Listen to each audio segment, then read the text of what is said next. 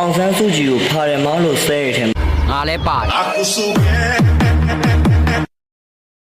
မင်းတို့ဘယ်လိုနေအောင်လဲ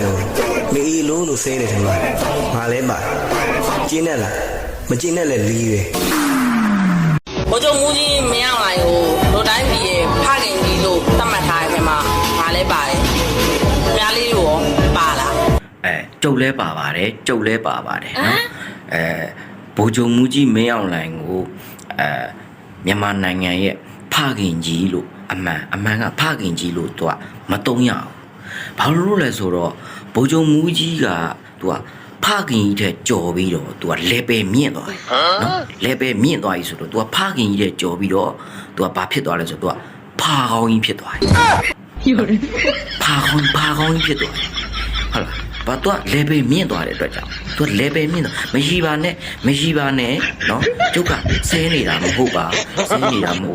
เนาะဒါပညာတတ်တွေဆိုနားလဲပါတယ်เนาะဟုတ်လား